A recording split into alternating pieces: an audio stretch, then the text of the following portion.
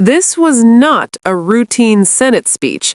Dick Durbin just issued a direct warning. If Kristi Noem keeps dodging Congress, he says it's time for subpoenas.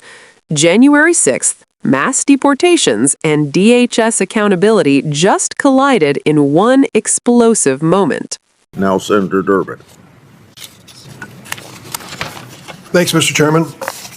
Last week was the 5th anniversary of January 6th, an event which will forever dominate my thinking about my experience in the Senate.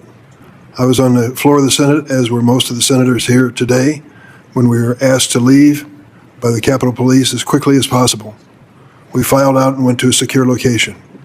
We saw just the fringes of the mob, the insurrectionist mob that had gathered at the Capitol. Do you know what Senator Mitch McConnell, the Republican leader, said after that event? He said, "There's no question, none, that President Trump is practically and morally responsible for provoking the events of that day." That's a quote from Mitch McConnell. But Senate Republicans failed ever to hold Trump accountable when they had a chance. He was acquitted and immediately began plotting a return to power, aided and abetted by many Republican senators who'd been asked to evacuate the chamber on January 6th. During his campaign, President Trump promised, quote, retribution. He made good on his promise. Throughout his second term, Donald Trump has used the justice system as a shield for his cronies and a sword to attack his opponents. On his first day back in office, first day as president in the second term, President Trump issued a full, unconditional pardon of nearly 1,600 January 6 rioters, including more than 600 charged with assaulting or impeding law enforcement.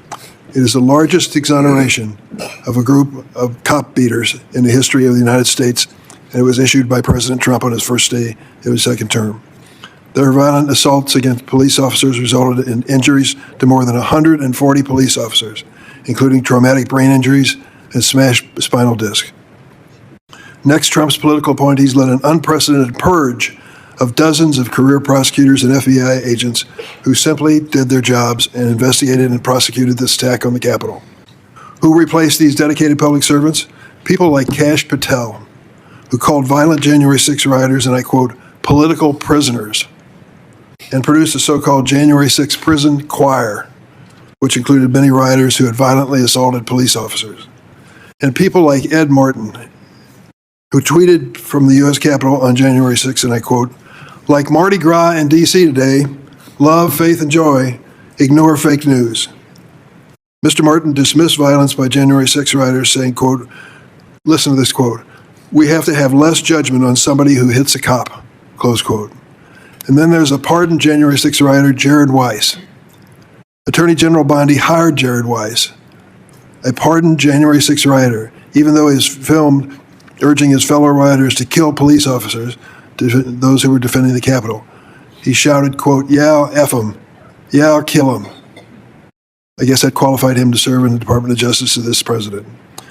But today we have a new recruit to the January 6 Dream Team, Darren Smith, nominated to be U.S. Attorney for Wyoming before this committee. This is a special nominee. You would never have considered voting for this man if he were nominated by a Democratic president. Never considered it. Mr. Smith has zero experience, civil or criminal experience in court. But he was on the Capitol grounds January 6th. Mr. Smith of Wyoming has made the reprehensible claim that hundreds of Capitol police officers who risked their lives for us that day were guilty of, quote, massive incompetence, in his words. I'll have more to say about him later when his name comes up. Last week on the riot's 5-year anniversary, the White House published a revisionist history of January 6th. Like the Soviet Union, they're trying to rewrite history and write out of history the reality of January 6th. And like Darren Smith, the White House blames Capitol Police for the violence. How shameful.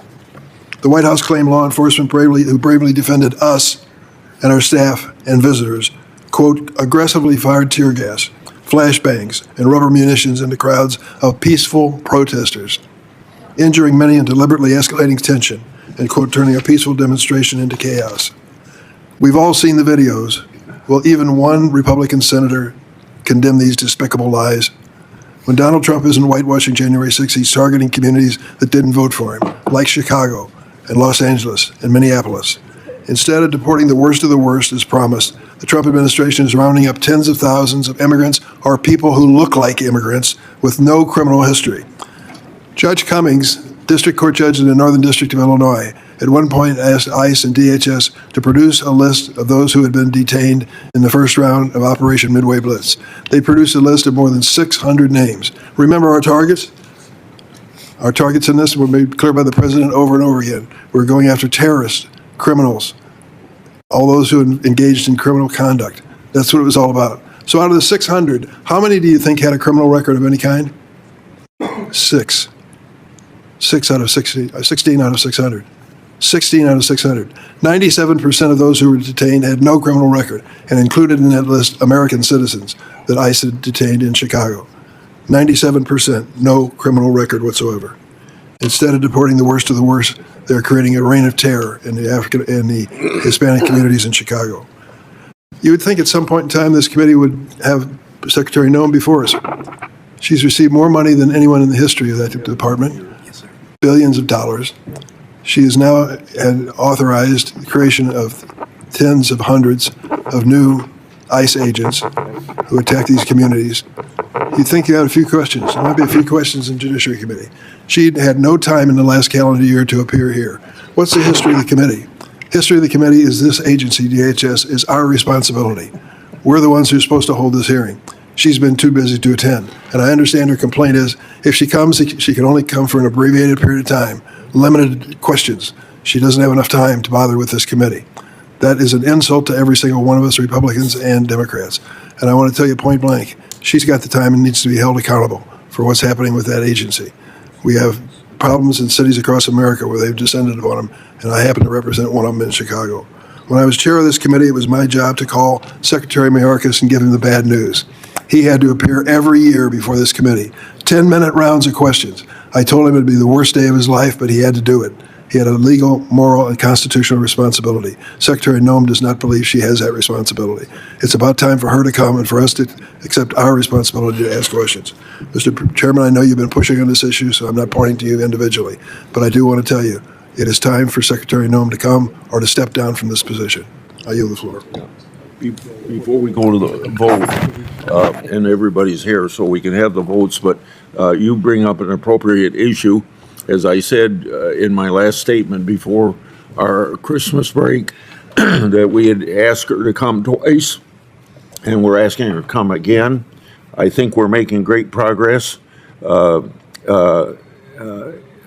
don't have a final decision for you, but I know that we've gotten their attention by talking to the press because they're irritated because I've been asked to, the press has asked me about her appearance, and I've talked about it. And things of that nature, but I think I'll have to just leave it this way. We're making progress. Mr. Chairman, am I mistaken? Do we have the power to subpoena this witness if she will not appear voluntarily? Yeah, as long as you agree with me. I certainly do, and I want to make a record publicly right now. If she doesn't affirmatively agree to a specific date for a full interrogation, 10-minute rounds, I believe she should be subpoenaed, and I would make that motion to this committee the next time we meet. Now we'll go to Daniel Burrows. Unfavorably reporting the nomination, the clerk will call the roll. Aye. This was one of the most aggressive and consequential statements to come out of the Senate Judiciary Committee in years. Senator Dick Durbin didn't just criticize Kristi Noem, he put the Department of Homeland Security on trial in public. By tying January 6th pardons, ICE raids, and DHS secrecy together, Durbin framed the issue as something far bigger than immigration policy, a test of whether executive power can simply ignore congressional oversight. His accusation that 97% of detainees had no criminal record, including U.S. citizens, cuts straight through the administration's worst of the worst narrative. And when he reminded the room that DHS has received more money than at any point in its history, the question became unavoidable. Where is the accountability? The most dangerous moment for the administration may not be Durbin's rhetoric. It's his reminder that the committee has subpoena power. That single line turned this from a speech into a warning shot. If Noem keeps refusing to testify, the Senate could force her hand or expose just how far executive agencies are willing to go to avoid scrutiny. This wasn't about politics. This was about whether Congress still governs or just watches.